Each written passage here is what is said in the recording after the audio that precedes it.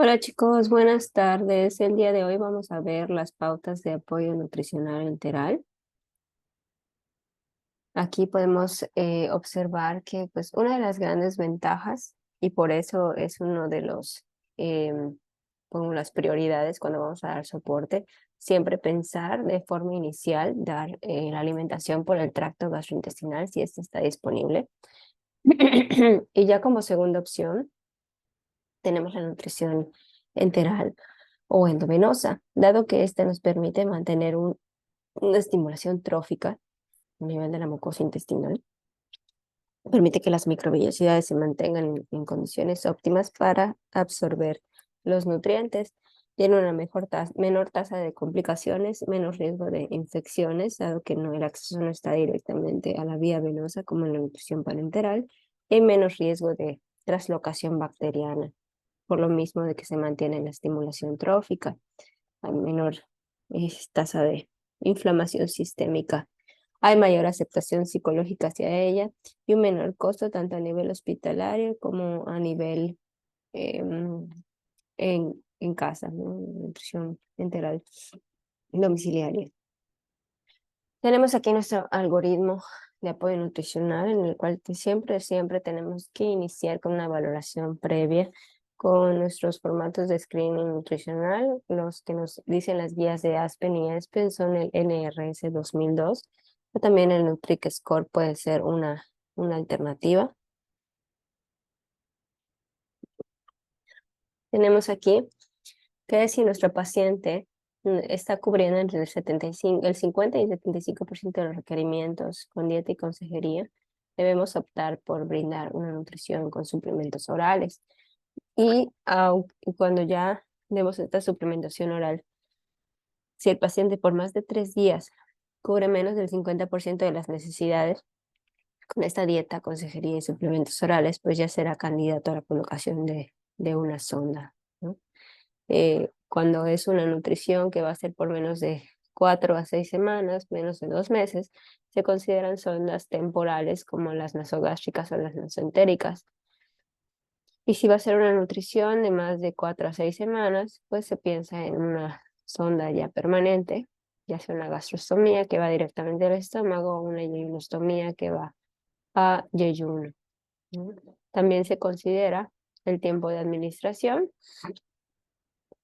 Tenemos que en las guías de Aspen y ESPEN actualmente, si se tratan de patologías de alta demanda, por ejemplo, en quemaduras, en traumatismos craneoencefálicos, en cirugías mayores, se debe optar por una nutrición enteral precoz. Es decir, de hecho las guías dicen as soon as possible, lo más pronto posible.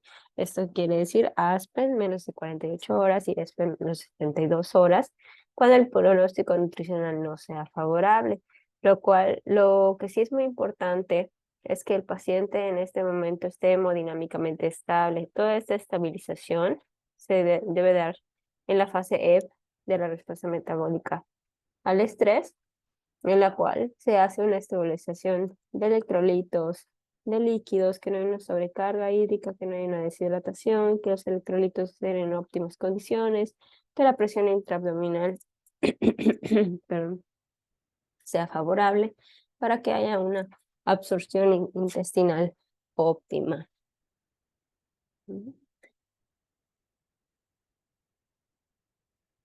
Y en el caso de las indicaciones, bueno, pues para poder brindar una nutrición enteral óptima tenemos ciertos requisitos. Necesitamos que haya un intestino funcional, que de al menos 100 centímetros de yeyuno funcional, asimismo al menos 150 centímetros de ilio funcional, de preferencia que tengamos un colon funcional y una válvula ileocecal intacta. ¿Para qué? Para que haya una absorción adecuada de los electrolitos y del líquido.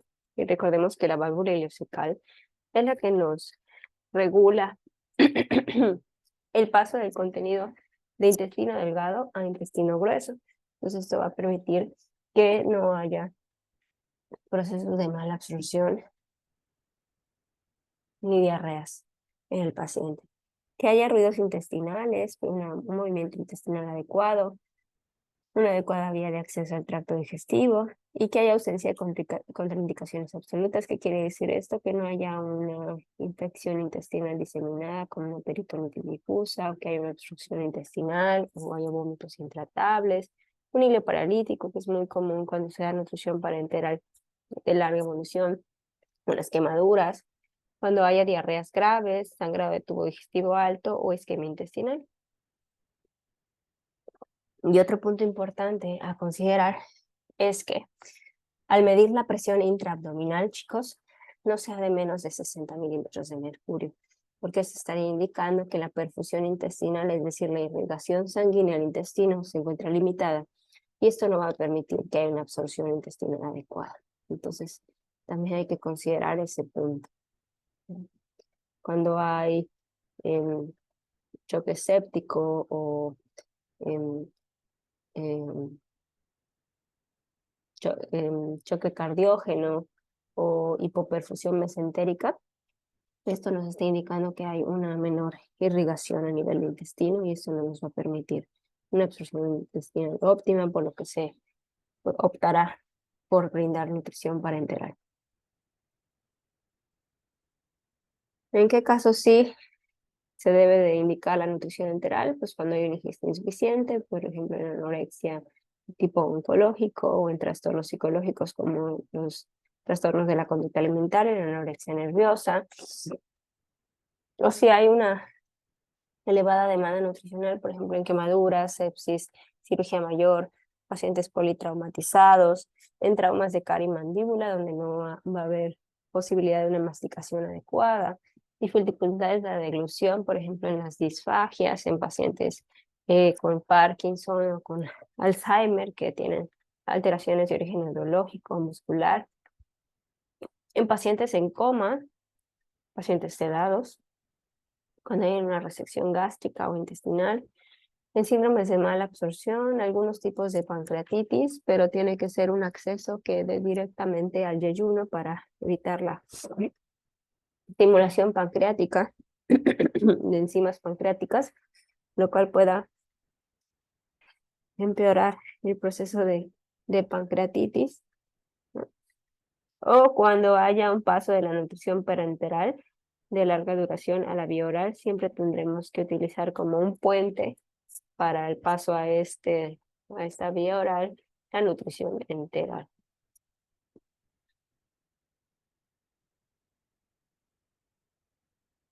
Se tienen también contraindicaciones relativas, que esto es relativo, como su nombre lo dice, porque depende de la situación en la que nos enfrentemos, ¿no? Por ejemplo, si hay una cirugía mayor, donde se compromete intestino delgado, hígado y páncreas, pues no va a ser posible utilizar la nutrición enteral, a menos que quede suficiente área de intestino delgado para aumentar la absorción. En síndromes de intestino corto, pues es una contraindicación relativa debido a que si este síndrome de intestino corto tiene una capacidad absortiva mayor, que no sea un alto gasto, que tenga menos de una pérdida de menos de 1 litro en 24 horas, pues sí va a ser posible, sí va a poder ser posible la nutrición enteral. Sin embargo, si las pérdidas son de más de 1 litro en 24 horas, pues eso se va a ver limitado. ¿No? Si hay vómitos o diarreas intratables, enteritis por radiación crónica, ¿qué quiere decir esto? Que, por ejemplo, muchas veces cuando el paciente oncológico es radiado, pues llega a tener evacuaciones, procesos de mala absorción, evacuaciones completamente líquidas. Sin embargo, si es una enteritis moderada, donde las evacuaciones sean pastosas, no completamente líquidas, pues podemos optar por la vía enteral. O en el caso de fístulas de alto gasto, cuando esta fístula de alto gasto, que se considera además una pérdida de más de 500 mililitros en 24 horas, vaya disminuyendo o la fístula se vaya convirtiendo en moderado a bajo gasto. Estamos hablando de una pérdida de menos de 300 a 200 mililitros en 24 horas. Sí sería posible el acceso enteral.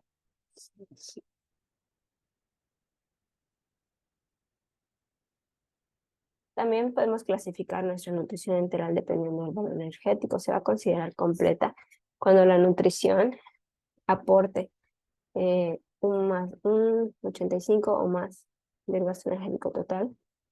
Y la complementaria cuando sea menos del 85% de lo programado. Puede ser que, por ejemplo, se esté dando un 50% por la vía enteral y el otro 50% sea con una nutrición parenteral complementaria también, o el 50% sea por la vía enteral y el otro 50% por la vía oral.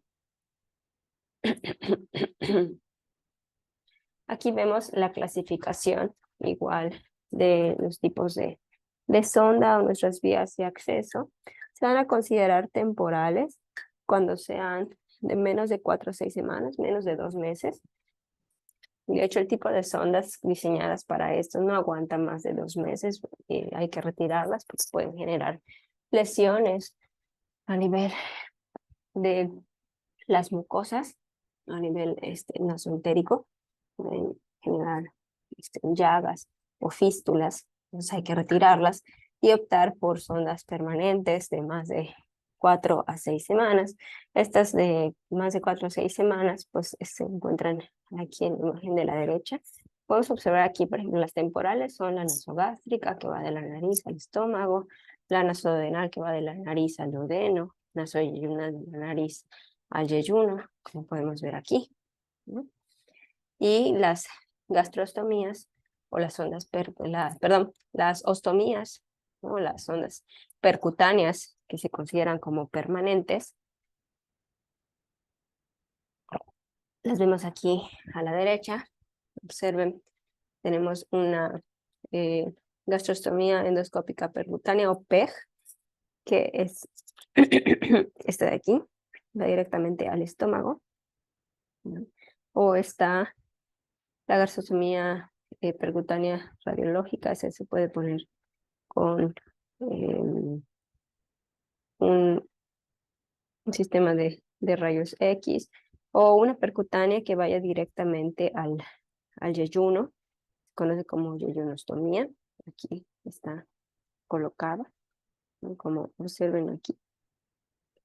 Y la gastroyeyunostomía, que es una gastro que se coloca directamente al estómago, pero tiene un asa que va como un brazo, una extensión hacia el intestino. ¿No? Okay.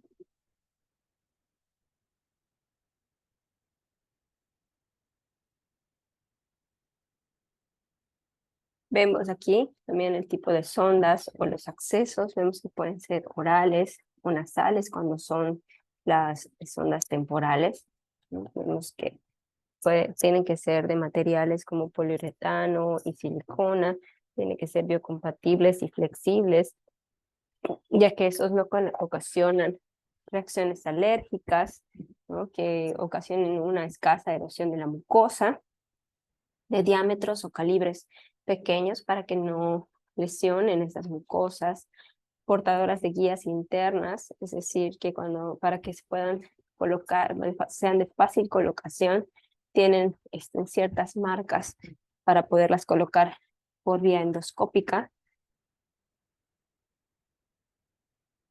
Tienen orificios distales o laterales, ¿no? Aquí, como observamos aquí en la parte final de la sonda, tienen estos pequeños orificios en donde va a darse la salida del alimento en la zona donde queremos que llegue este alimento. ¿Okay? Y vemos aquí el tipo de grosores que existen. Los grosores en este tipo de sondas se miden de acuerdo a una unidad de medida que se conoce como French. ¿Okay? Un French es igual a 0.33 milímetros. Si vemos aquí, las ondas nasales van de 8 a 12 French. ¿Qué quiere decir esto? Que son de muy bajo calibre, porque van a ir de la nariz, ya sea al estómago, al duodeno o al yeyuno. Y pues aquí tendremos que considerar que el tipo de formulaciones que vamos a pasar tiene que ser de una densidad pues adecuada para que no haya obstrucciones en la sonda. Tenemos aquí las sondas enterales por ostomía, que son las las que son de largo, de tiempo prolongado o permanentes, como habíamos mencionado anteriormente, que son la gastrostomía, la yejunostomía y la ileostomía. Vemos aquí cómo aumenta el calibre, ¿no? O los French a comparación de las sondas que son nasogástricas o nasoentéricas. ¿Okay? ¿Por qué? Porque ya van situadas a otro sitio de, inserción. Entonces aquí pues hay una mayor capacidad en la cual la mezcla puede ser un poco más espesa. De hecho, los accesos nasoentéricos o nasogástricos no toleran fórmulas que no sean fórmulas farmacéuticas. En cambio, estas gastrostomías son capaces de tolerar, por ejemplo, las nutriciones artesanales, ¿no? En la que puede quedar un poquito más espesa la formulación, siempre y cuando que se trate de un paciente que no esté en un periodo agudo o en la unidad de cuidados intensivos. Es posible brindar este tipo de alimentación.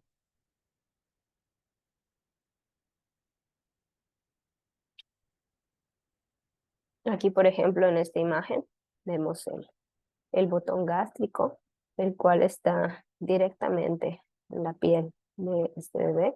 Este botoncito se abre y aquí se conecta la sonda con la bolsa de alimentación. Y aquí vemos las sondas, esta parte de aquí que vemos acá, con 3 puertos. Vemos es la sección externa y este baloncito que observamos aquí va por dentro del estómago, es como un tope para que se fije. Ahorita les muestro. Aquí, en la parte de acá, iría ese baloncito y esa es la parte externa de la sonda. Ese baloncito es para que no se salga, no haya fugas, no haya derrames.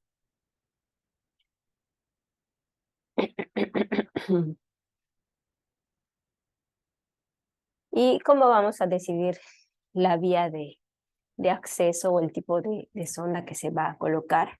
Pues va a depender también del riesgo de broncoaspiración del paciente, ¿no? Si en estómago o en intestino, ¿cómo tomamos esa decisión?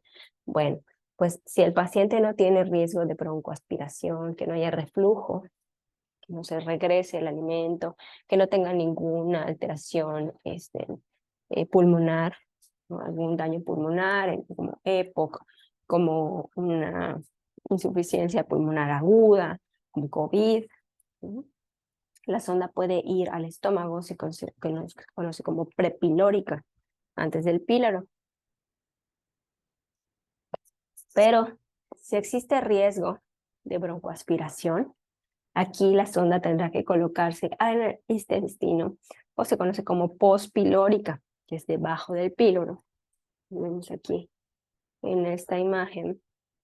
¿Okay? Prepilórica es aquí en el estómago, pospilórica, aquí tenemos el píloro, sería debajo de esta sección, iniciando el duodeno. Toda esta parte de aquí ya se considera como pospilórica, cuando no hay riesgo de broncoaspiración. Y aquí tengo unos pequeños ejemplos. Aquí, por ejemplo, tenemos un paciente con cáncer de laringe, el cual tiene imposibilidad de usar la vía oral, pero la vía gastrointestinal disponible, ¿no? Recibirá tratamiento de quimio durante 4 meses. Aquí nos podemos guiar por la temporalidad, ¿no? Y podemos observar que el paciente pues, puede tener un riesgo de broncoaspiración por el cáncer en laringe. ¿Okay? Entonces vemos que tenemos que poner una sonda pospilórica y de largo, una sonda permanente, ¿no? Una yejunostomía. Aquí en el segundo tenemos un paciente con sangrado de tubo digestivo bajo que requiere un soporte nutricional especializado por menos de un mes. ¿Sí? Desde que tenga sangrado, pues ya la nutrición enteral no es posible. Entonces va a tener que ser una nutrición parenteral. Aquí, por ejemplo, en el tercer ejemplo, es un paciente con fístula estomacal, con un gasto de 200 mililitros diariamente y se requiere un apoyo nutricional durante 3 semanas. ¿Okay? Si la fístula está en el estómago, es una fístula de bajo gasto, ¿okay? Entonces tiene que ser una sonda pospilórica. ¿No? Y como va a durar solo 3 semanas, pues puede ser una sonda temporal. Entonces tiene que ser una sonda naso-yeyunal, ¿no? Que sea después del píloro. Y en esta última tenemos un paciente con falla pulmonar, la vía oral está imposibilitada, pero el tracto gastrointestinal está intacto. Este paciente tiene riesgo de broncoaspiración y va a requerir soporte nutricional durante 2 meses. Entonces aquí, por ejemplo, nuestro tipo de sonda sería una yeyunostomía, ¿no? Porque tiene que ser pospilórica y va a ser por lo menos el soporte 2 meses. Puede requerir hasta más, entonces mejor se coloca una sonda ya permanente. Luego tenemos la clasificación de acuerdo al contenido energético de las fórmulas. Estas esto que vemos aquí se le conoce como la densidad calórica. Vemos que cuando una fórmula nos aporta una caloría por mililitro, se conocen como fórmulas estándar o isocalóricas. Van a ser energéticas cuando nos aporten de 1.5 calorías por cada mililitro y concentradas cuando sean fórmulas de 2 calorías por mililitro. Esto usualmente se utiliza en pacientes que tienen mucha anorexia o que tienen edema o restricción en líquidos. ¿Por qué? Porque es más energía en menos concentración de líquido. ¿Okay? O más energía en menos volumen. Entonces le podemos dar más aporte energético a este paciente sin necesidad de que sienta la sensación de plenitud temprana o que vea, observe psicológicamente es poquito volumen, pero le estamos dando una mayor cantidad de calorías. Aquí tenemos cómo decidimos el tipo de fórmula a utilizar. Pues va a depender de la capacidad de digestión y absorción del paciente. Si su capacidad de absorción y digestión está bien normal, no tiene diarrea, no tiene inflamación, no tiene náusea, vómito, podemos utilizar fórmulas poliméricas. Ahora bien, si esta capacidad absortiva o de digestión se encuentra alterada, deficiente y mala absorción, hay mucha producción de gases, ¿no? Inflamación abdominal, pues tendremos que optar por fórmulas que estén parcialmente hidrolizadas, que se conocen como semielementales, peptídicas o oligoméricas, o bien las elementales que ya están totalmente hidrolizadas. ¿No? Aquí vemos la diferencia de la composición. Vamos a ver aquí más adelante una tablita que las clasifica un poquito más específico. Vemos aquí que la polimérica, sus ingredientes son proteína de soya o de suero de leche, almidón de maíz, azúcar, aceite de soya, son macromoléculas completas. Entonces aquí es cuando la sonda va a estómago, la función gastrointestinal está conservada y el tipo de administración va a ser en bolos. Ahorita vamos a ver de qué se trata esto de los bolos, de la infusión continua o cíclica. Las semielementales son aquellas que tienen maltodextrinas como fuente de carbohidratos, triglicéridos de cadena media como fuente de lípidos, que sabemos que son de más fácil absorción y de mayor digestibilidad, se metabolizan más rápido, que no necesitan de carnitina para ser oxidados, y tienen péptidos, lo cual va a mejorar la absorción intestinal. Estas semielementales se recomiendan cuando la sonda va directamente al intestino, ¿no? Y puede ser que estas se empleen cuando el paciente tiene problemas de mala absorción, haya distensión, haya náuseas, son de más fácil digestibilidad. Y usualmente el tipo de administración para estas fórmulas son por infusión continua o cíclica, ¿no? Que es una administración más lenta que en los bolos. ¿Por qué? Porque muchas veces estas semialimentales también son fórmulas energéticas o concentradas, es decir, tienen mayor carga de osmolaridad, que tienen mayores concentraciones de solutos en sus formulaciones. Entonces tenemos que pasarlas más despacio para que la capacidad de absorción sea mejor. ¿Sí? Luego están las oligoméricas o las elementales, que son las de mayor hidrólisis. Vemos aquí que las proteínas están en forma de aminoácidos u oligopéptidos. Las grasas siguen estando en forma de triglicéridos de cadena media. Los carbohidratos siguen estando en forma de maltodextrinas. ¿Okay? Pero aquí lo que cambia son la fuente proteica. También se sugiere que estas sean utilizadas a nivel intestinal cuando haya problemas de mala absorción, distensión o náuseas. Y estas las llegamos a utilizar cuando el paciente ya probó la fórmula semielemental y no la toleró. Si no tolera la semielemental, nos pasamos a la fórmula oligomérica o elemental. ¿Okay? También se sugiere que su administración sea por infusión continua o cíclica. Y luego tenemos las especializadas, ¿no? Por ejemplo, las especializadas, ¿qué son? Son aquellas fórmulas que en su composición tienen alguna modificación, ya sea que se les extraiga algún componente o que se les adicione algún componente nutricional para que tengan una mejor funcionalidad en la patología o en el cuadro clínico que queramos atender. Por ejemplo, están las ajustadas en hidratos de carbono,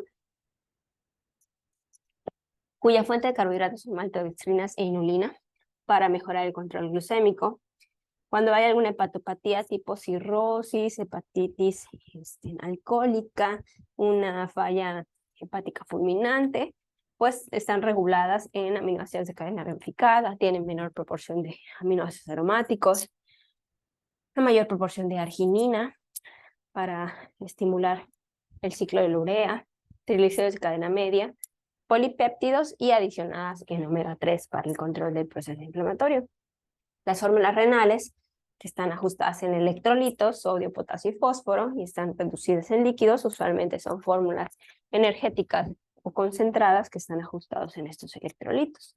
Y las fórmulas inmunomoduladoras con omega 3, arginina, ramificados, glutamina, triglicéridos de cadena media, maltodextrinas e inulina, que usualmente se utilizan en paciente oncológico que va a ser sometido a algún proceso de cirugía mayor, o también en pacientes con quemaduras, pacientes con cirugías mayores gastrointestinales, ¿no? Pero que tengan ya un proceso de malnutrición previamente evaluado con lo que vimos en el NutriP Score y el NRS 2002. Y aquí, pues, el destino de la sonda no necesariamente es en el intestino. También estas fórmulas pueden ir directamente al estómago. Y estas fórmulas especializadas se pueden utilizar ya sea que haya o no problemas de mala absorción, ¿okay? Porque están más enfocadas en el tratar la patología más que el problema de gastrointestinal. ¿Okay? Y se pueden administrar ya sea por bolos, por infusión continua o cíclicas, dependiendo de dónde se encuentre la zona.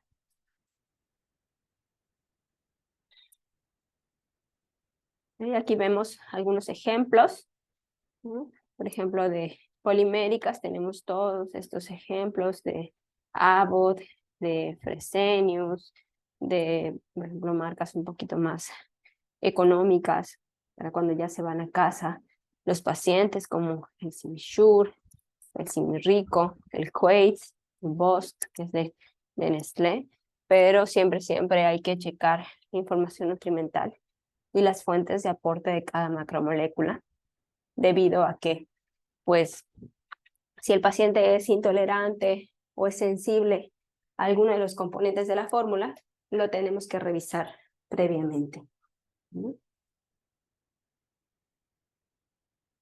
Aquí tenemos ejemplos de fórmulas especializadas. Por ejemplo, tenemos el ProSure, que tiene una mayor, es hiperproteica, es hipercalórica, es una fórmula energética que nos da 1.5 calorías por mililitro, no, perdón, es concentrada, da 2 calorías por mililitro. Y en el caso del Ensure Advance, el Ensure Clinical, son fórmulas energéticas que nos dan 1.5 calorías por mililitro. El ProSure tiene contenido de aminoácidos de cadena ramificada y omega 3. Tenemos otro ejemplo, el Enterex Hepatic, que está especializado para paciente con hepatopatía. El Fresubin HPC es una fórmula que es hiperproteica, tiene adicionada vitamina D en las dosis adecuadas para paciente crítico. Estamos hablando de 400-800 unidades internacionales al día, ¿no? O, por ejemplo, el Suportan de KN, que está específicamente diseñado para paciente oncológico, que ya por cada botellita tiene 1 gramo de EPA para disminuir el riesgo de caquexia oncológica, ¿no? Aquí, por ejemplo, vemos las fórmulas especializadas controladas en hidratos de carbono para el paciente con diabetes, pero también puede ser pacientes que tengan en algún traumatismo, alguna quemadura, alguna alteración, alguna cirugía, pero que a la par tengan diabetes, ¿no? Para el control glucémico.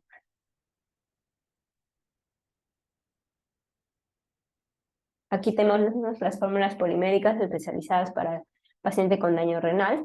Vemos que hay varias alternativas y que dependiendo de la alternativa es la carga de proteína. Por ejemplo, vemos aquí el Suplena, que tiene una menor carga proteica, pues puede ser para paciente con tratamiento conservador y pacientes que están en hemodiálisis o en diálisis peritoneal. Vemos aquí el Nepro o el Enterex renal, que nos da una carga mayor de proteína, pero todas están controladas y reguladas en sodio, potasio y fósforo.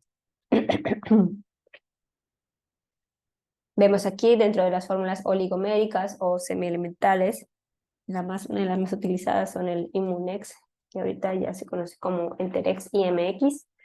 También tenemos también el Alitrac, el Survimed OPD, que una de las grandes ventajas es que ya viene preparado en la densidad calórica adecuada.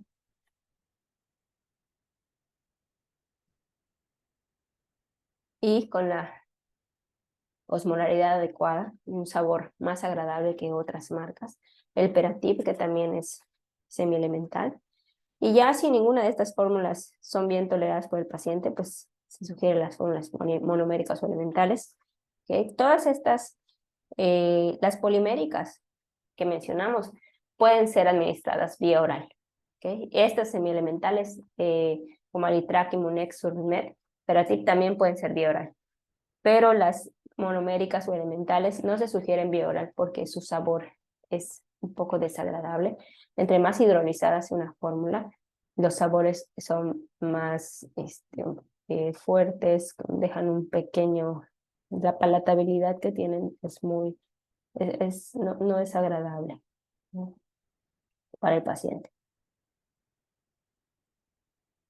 Y las fórmulas modulares, que son aquellas que tienen solo un macronutrimento, ¿no? Usualmente son fórmulas que nos van a dar aporte ya sea de fibra aislada o proteína aislada, algún aminoácido específico aislado. También hay módulos de maltodextrinas o de carbohidratos aislados o de únicamente triglicéridos de cadena media. Aquí, por ejemplo, en las imágenes podemos observar el Proteinex, que es caseinato de calcio. También estaría el Casec de Nestlé, que por cada cucharada sopera son 10 gramos de proteína. En el caso de Glutapac 10, cada sobrecito nos da 10 gramos de glutamina si lo queremos aportar por día enteral. Y tenemos, por ejemplo, aquí no está la imagen, pero está el Glutapac R, que nos aporta glutamina, pero también probióticos. Por ejemplo, se trae el Lactobacillus reuteri, ¿no? Entonces, estos módulos nos sirven para alcanzar las metas nutricionales, en dado caso que, por ejemplo, ya nos haya cuadrado perfecto nuestro cálculo, y solo nos falte o proteína, o carbohidrato, o lípido, y con eso podemos lograr llegar a la meta sin descuadrar el resto de nuestro cálculo.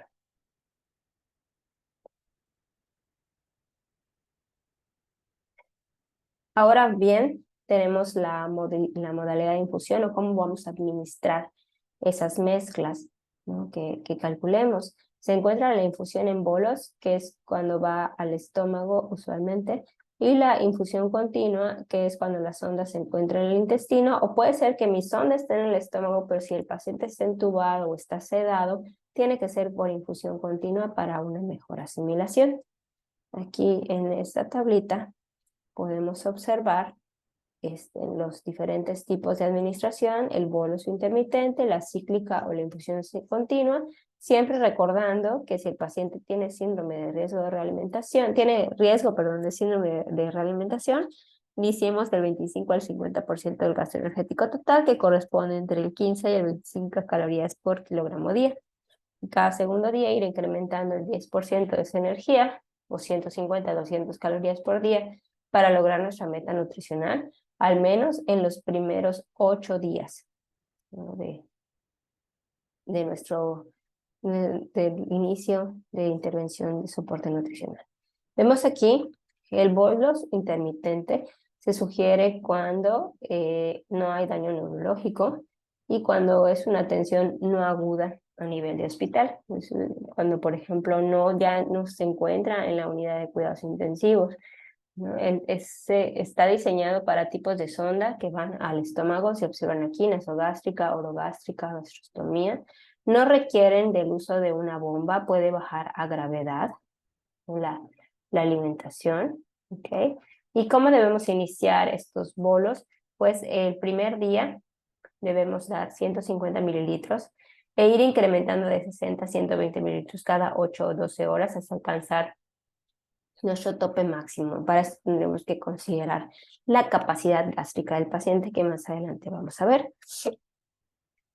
Y ya posterior a este inicio, las tomas se brindan, puede ser 4 a 6 tomas durante el día de 240 mililitros y se brindan cada 3 o 4 horas. Y es importante recalcar que cada toma debe durar entre 30 a 60 minutos. Una velocidad de administración lenta para que haya una buena asimilación. En el caso de la cíclica, puede utilizarse tanto en episodios agudos o en domicilio o cuando hay una transición a la dieta oral. Este usualmente se utiliza en sondas que van al intestino. Puede ser una sonda nasoyeyunal, nasoduodenal o una yeyunostomía. ¿Okay? Aquí sí necesitamos el uso de una bomba y esta nutrición se va a administrar en el transcurso de 8 o 20 horas para que haya cierto descanso intestinal, ¿no? Se debe iniciar de 10 a 40 mililitros por hora e ir aumentando de 10 a 20 mililitros cada hora, ¿no? Y es, por ejemplo, cuando durante el día el paciente tiene un consumo vía oral y a lo mejor durante la noche vamos a utilizar una nutrición cíclica y le vamos a pasar, no sé, durante 8 horas, en las 8 horas de sueño, se le va a dar una administración continua por goteo, ¿okay? a ese paciente para terminar de cubrir las calorías del día, ¿no?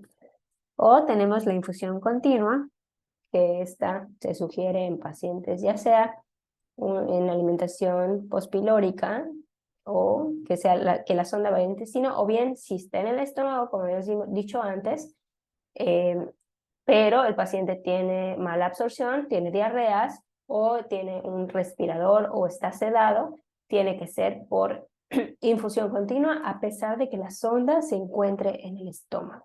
¿Okay? ¿En qué tipo de sonda se sugiere? Pueden ser en la nasoentérica, en yeyunostomía, pero también puede ser en una sonda nasogástrica o en gastrostomía, ¿ok? Si está sedado el paciente o tiene mala absorción. Necesitamos el uso de una bomba así, y la diferencia entre la infusión continua y la cíclica es que La infusión continua puede durar 24 horas. ¿Ok? Y aquí todo el requerimiento energético del paciente va a pasar por la vía enteral y ya no por vía oral.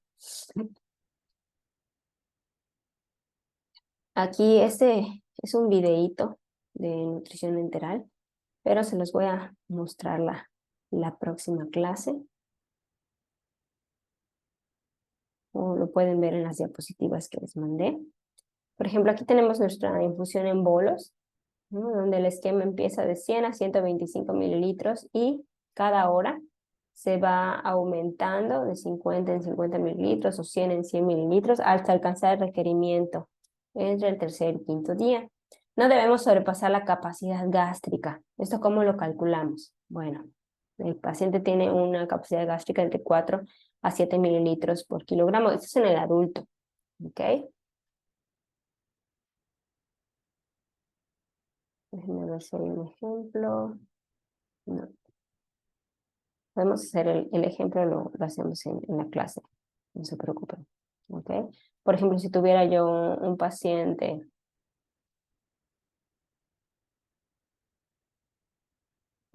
de 60 kilos, ¿no?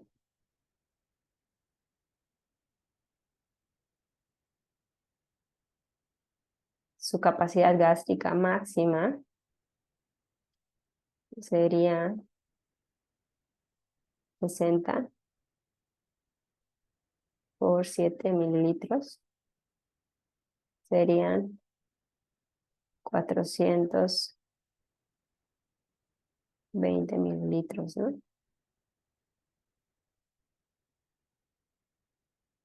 Entonces aquí, cuando yo calcule mis bolos, no me debo pasar de este volumen de 420. Y la capacidad mínima de ese paciente sería 60 por 4, serían 240 mililitros. Pero siempre tengo que iniciar con mis 100 a 125 mililitros si está en el estómago. Si yo voy a pasar un bolo por el intestino, no debe sobrepasar los 100 mililitros. Y si es en yeyuno, no debe pasar los 50 mililitros. Pero usualmente cuando van a yeyuno o a yeyuno no se utiliza el esquema de bolos, sino como habíamos dicho, la infusión cíclica o la infusión continua. ¿Sale? Tenemos aquí un ejemplo. Por ejemplo, son de 6 bolos cada 3 horas, a las 7 de la mañana, a las 10 de la mañana, a la 1, a las 4, a las 7 y a las 10. O 5 bolos cada 3 horas, a las 8 de la mañana, a las 11 de la mañana, a las 2 de la tarde, 5 de la tarde y 8 de la noche. Es como si tuviera su aquí desayuno, almuerzo, cena y 2 colaciones. Esos es los bolos. Es un poquito más fisiológica la administración. Es importante que cuando haya infusión en bolos, el paciente debe permanecer en posición semi-Fowler o sentados en 45 grados, ¿ok? En el momento que se administre la nutrición para que no haya una presión abdominal si se sienta en 90 grados por completo y no se acueste por completo porque puede haber reflujo del alimento. Ahora bien, cuando es infusión continua o cuando es cíclica, usualmente es cuando la sonda es pospilórica, ¿no? En infusión continua vamos a iniciar después de la cirugía con 10 mililitros cada hora, ¿no? O si no, de 20 a 25 mililitros por hora. ¿No? Y es importante que calculemos la velocidad de infusión de la fórmula. Si es cíclica, vamos a considerar entre 18 a 20 horas de administración porque se necesita descanso abdominal y vamos a contemplar que cada mililitro son 30 gotas. Hay que considerar la densidad energética de nuestra fórmula. Por ejemplo, si yo tuviera una fórmula estándar que me da 1 caloría por mililitro y esa fórmula que yo preparé me va a dar 600 calorías, entonces serían 600 calorías en 600 mililitros, entonces voy a dividir mi volumen total, aquí por ejemplo 600 mililitros, entre 16 horas por 30, entre 60, me da 18.75 gotas por minuto. Y esto es lo que voy a administrar cada minuto. También aquí, si yo quisiera convertir estas gotas a mililitros, solo tendría que hacer una regla de 3. A ver, vamos a ver. Si 1 mililitro son 30 gotas,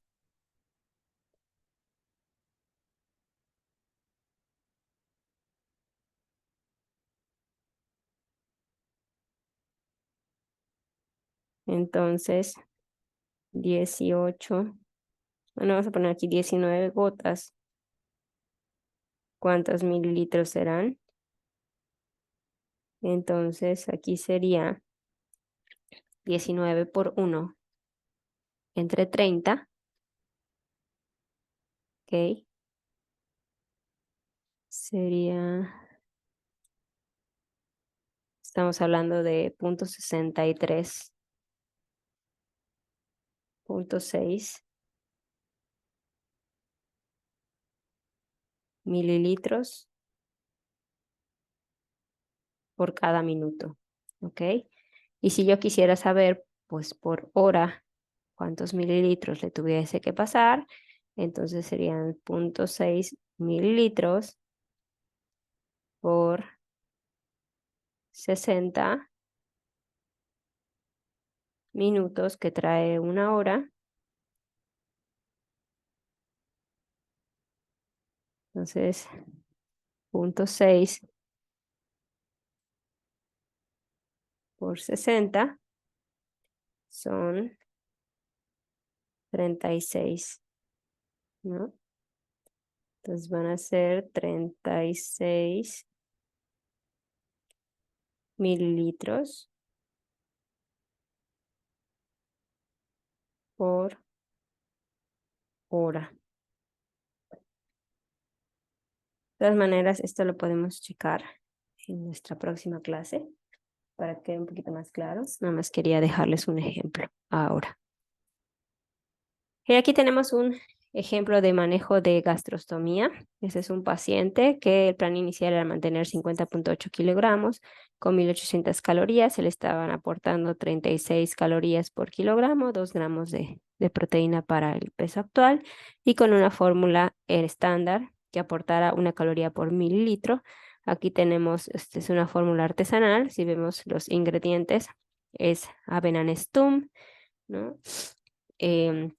Lo cual se puede cambiar si tiene vacaciones pastosas por pan blanco, galletas marías, ¿no? Estamos utilizando proteína de suero de leche hidrolizada para mejor absorción. Verduras, las verduras tienen que ir cocidas y sin cáscara, las frutas cocidas y sin cáscara, ¿no? Utilizar pollo cocido sin piel, sin pellejo, bajo en grasa, ¿no? También se pueden utilizar claras de huevo, se puede pasar pescado, se puede pasar hígado, que no es tan recomendable. O sea, la norma oficial mexicana nos dice que podemos poner hígado, pero pues tiene un poquito más de grasa y de colesterol y se puede pegar en la sonda. Caldo de pollo, leche, se puede usar leche que sea deslactosada y baja en grasa. Y si queremos que ocupe menos volumen y esté más densa en nuestra mezcla, pues podemos utilizar leche en polvo.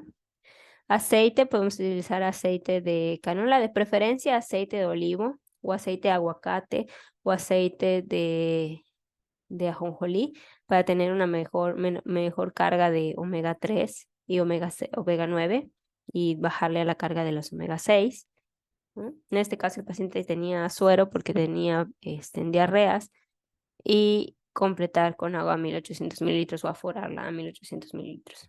Vemos aquí cómo se divide la mezcla. Aquí vemos que el paciente pesaba 50 kilos, entonces 50 por la capacidad máxima de este paciente, que serían 7 mililitros por kilo, 7 por 5, 350 mililitros. Aquí vemos que nuestros bolos son de 350, 360 mililitros, ¿ok? Y se pasan alrededor de 40 minutos la mezcla. entre tomas tiene también administración de agua con multivitamínico líquido. Esto es muy importante porque en las fórmulas artesanales, pues hay que considerar que hay muchas pérdidas, ¿no? Cuando se cuecen las verduras, las frutas, la carne, cuando se licúa, después de eso hay que pasarlo por un colador. Todo eso lo vamos a ver en la práctica que tengamos la próxima clase. Entonces se pierden muchas vitaminas y minerales y hay que administrarlas con multivitamínico líquido, ¿no? También en este paciente se suplementó con glutamina vía entérica, con el Glutapac 10, y es también en los intermedios a las mezclas para mejorar la absorción y la biodisponibilidad de este aminoácido. Es lo que les comentaba, ¿no? Que en las fórmulas artesanales las desventajas eran que tenemos gran cantidad de pérdidas y hay que ir ajustando dependiendo de la evolución del estado clínico del paciente. Por eso últimamente se prefieren, o sea, a nivel hospitalario, si estamos en la unidad de cuidados intensivos, para nada se va a utilizar una fórmula artesanal, ¿no? Pero ya cuando pasa el estado crítico, cuando ya se van a casa, cuando no es sostenible el uso de las fórmulas comerciales, pues se da lugar a este uso de la nutrición con fórmulas artesanales, pero pues con el seguimiento clínico oportuno, dando los multivitamínicos, dando la suplementación adecuada, ¿no? Para mantener un buen estado nutricional del paciente. También es importante que vayamos haciendo la valoración de la tolerancia. Hay una prueba que se llama la prueba del residuo gástrico, ¿no? Que es esta GRB, ¿no? Donde después, bueno, antes de empezar a dar la administración vía enteral, hay que hacer esta prueba en la cual con una jeringuita se extrae todo el residuo gástrico que pueda tener el paciente. Si el residuo gástrico es de menos de 200 mililitros, podemos iniciar el soporte nutricional sin ningún problema. Si es de 200 a 500 mililitros, podemos mantenerlo, pero con cierta vigilancia. Pero si es de más de 500 mililitros, hay que detener el soporte y ver la causa por la cual el vaciado gástrico no se está dando de forma oportuna, ¿no? Puede ser alguna obstrucción intestinal, puede ser alguna eversión o alguna rotación inadecuada de los intestinos, ¿no? O que haya un movimiento muy lento intestinal, entonces hay que ahí los médicos brindan procinéticos, ¿no? Para la movilidad intestinal, ¿no? Y ya tenemos aquí las principales complicaciones de la nutrición enteral que tenemos que estar monitoreando, ¿no? O estar atentos o alertas a qué qué situaciones se nos pueden presentar, ¿no? Que están las complicaciones mecánicas, ya sea por una mala colocación de la sonda, que se inflame la mucosa, que hay alguna perforación de las mucosas al momento de colocar, que haya reflujo gastroesofágico por una mala posición, que no cumplamos con la posición semi-Fowler que mencionábamos anteriormente, o que la sonda esté mal colocada y el alimento se esté yendo a la vía pulmonar, que haya broncoaspiración, o bien que no se haya preparado de forma adecuada la mezcla, sobre todo cuando son mezclas artesanales, y se obstruya la sonda porque no se cuele de forma óptima mi fórmula de nutrición artesanal. Tenemos las complicaciones infecciosas, que puede ser por una mala higiene e inocuidad a la hora de la preparación de la nutrición enteral, y se presenten gastroenteritis o neumonías por aspiración de la fórmula. Gastrointestinales, que usualmente son diarreas. ¿Por qué? Porque tenemos una mucosa atrofiada por una baja carga proteica por varios días de ayuno del paciente, o procesos de mala absorción. Infecciones, que la fórmula tenga hiperosmolaridad, es decir, tenga muchos solutos disueltos. Entonces ahí habrá que ir bajando la velocidad de administración para que mejore la absorción. O también el uso de antibióticos puede promover estas diarreas, entonces ahí necesitaríamos utilizar probióticos para frenar estas diarreas. Usualmente las cepas que se utilizan para el control de las diarreas son los Lactobacillus lactis, está también los Lactobacillus GG, ¿no? Para diarreas, Lactobacillus reuteri, Rhamnosus, ¿no? Y en el caso de las complicaciones metabólicas, pues si tenemos una sobrecarga o damos muy poquitos carbohidratos, podemos dar una hiper o hipoglicemia. Si no le calculamos bien los líquidos, puede haber una sobrehidratación o una deshidratación. O puede ser que yo esté teniendo una sobrecarga proteica, dando más proteína de lo que se requiere. Y empiezan a subir los niveles de creatinina, de BUN, de nitrógeno urinario, ¿no? O de lípidos y empiecen a tener elevaciones en los triglicéridos del paciente. Entonces, todo esto hay que estar monitoreando para ir haciendo los ajustes pertinentes en nuestros cálculos de nutrición enteral. El objetivo del monitoreo, pues, va a ser minimizar los riesgos de las complicaciones en los pacientes, ¿no? Tenemos que estar al pendiente del lavado de las sondas.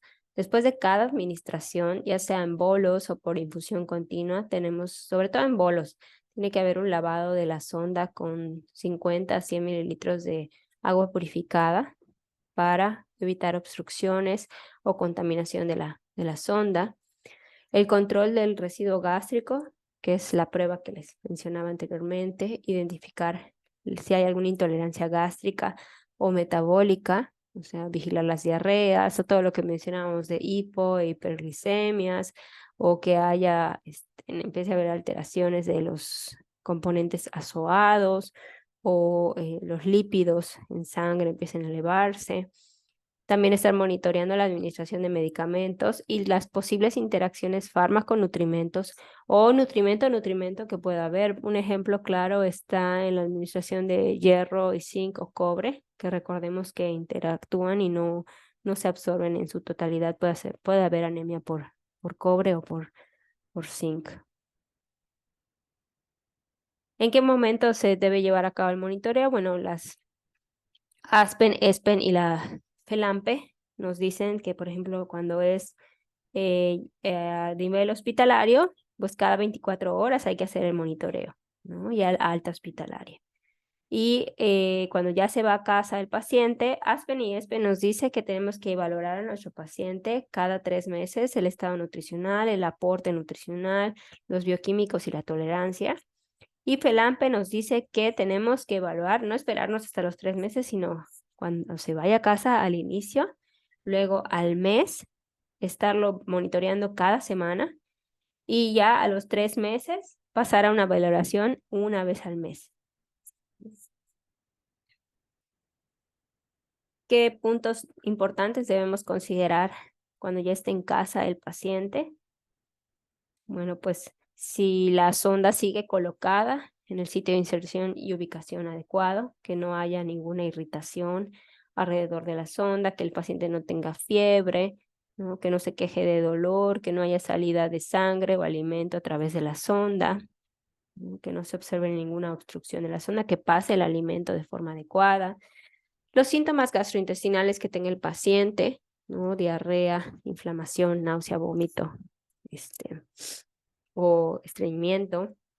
El estado hídrico, checar el signo de Godet que vimos en la valoración cuando vimos desnutrición, y también algunos signos clínicos que tenemos que considerar en estos pacientes. Cuantificar los ingresos que hayan a través de la sonda por vía oral o por catéter, si se le está pasando algún suero vía intravenoso, si se le está pasando algún medicamento intravenoso, alguna vitamina de forma intravenosa, cómo se están manejando las fórmulas en casa, qué productos se está usando, cómo se está preparando, con qué cuchara se prepara, ¿no? Si el lugar donde se prepara es higiénico, si se siguen las medidas de higiene al momento de elaborarse, cómo se están administrando los medicamentos, a qué hora, en qué cantidad, ¿no? Y hacer toda la valoración ABCD o por formatos de screening nutricional para ver el riesgo del paciente. Y en el monitoreo hospitalario pues tenemos elementos similares, solo aquí tendremos que estar más al pendiente, por ejemplo, del estado hídrico, que son más propensos a nivel hospitalario de tener edemas. Entonces, cuando ganan en una semana 2 kilos, no es que sea de masa muscular, sino que muy probablemente estén ganando líquido. Estar alertas de la presión arterial, de la perfusión intestinal y la presión intraabdominal que les mencionaba. Si la presión intraabdominal está por debajo de los 60 milímetros de mercurio, este paciente ya no va a ser candidato para la nutrición enteral, entonces habrá que platicarlo con el médico de que lo esté atendiendo para regular esa presión intraabdominal y luego continuar el soporte enteral. El seguimiento de los bioquímicos, el control en el hospital, sí hay un mayor control microbiológico estricto de las fórmulas que se preparan cada cierto tiempo. Cada 3 meses se hace un cultivo de estas mezclas que se preparan en el hospital para ver que no haya ningún riesgo de infecciones por las fórmulas que se preparen.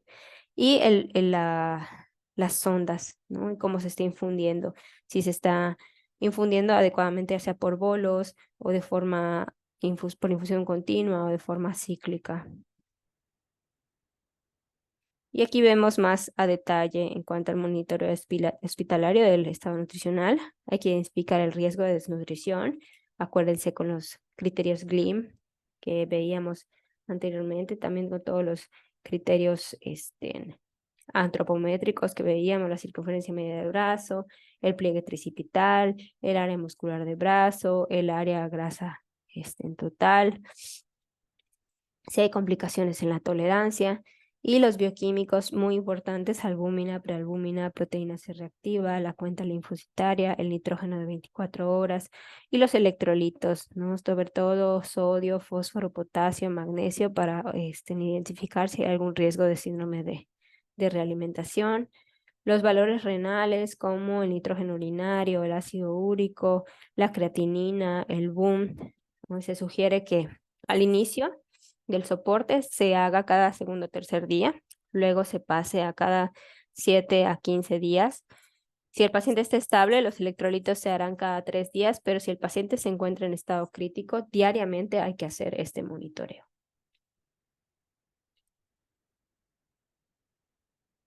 En el caso de la tolerancia, pues hay que ver que no haya reflujo gastroesofágico, vómito, estreñimiento, distensión o sangrado de tubo digestivo alto. ¿Cómo vamos a identificar ese sangrado de tubo digestivo alto? Si hay presencia de melena o evacuación o presencia de heces negras, ¿no? Si hay diarrea, aquí es un punto muy importante, ¿no? Tenemos que seguir la definición de diarrea, ¿no? ¿Cuándo va a ser diarrea? Cuando el paciente tenga más de 3 evacuaciones líquidas por día, cuando tenga una pérdida de más de 500 mililitros en 2 días. Si no cumple con este criterio, no es un dato para suspender la nutrición enteral. ¿Okay? Porque muchas veces nos dicen, es que empezó con evacuación pastosa, hay que suspender la nutrición enteral.